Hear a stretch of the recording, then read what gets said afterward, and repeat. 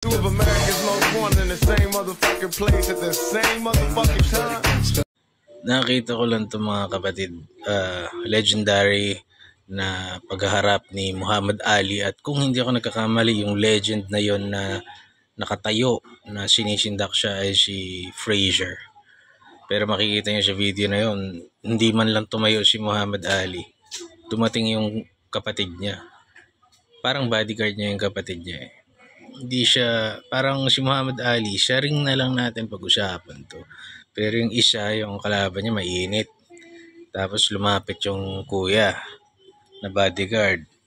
So parang ang mga netizens nakita nila na protektado si Ali nung kuya niya. Pero ako kasi may isa akong puntos na nakita.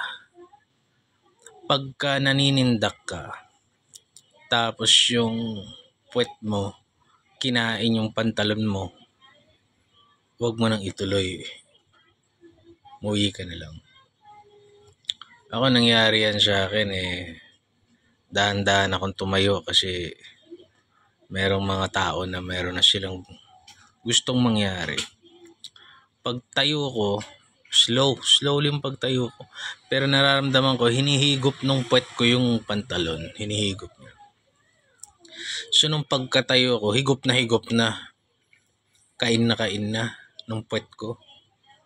So nung naramdaman ko yun, I felt na it's time to let it go.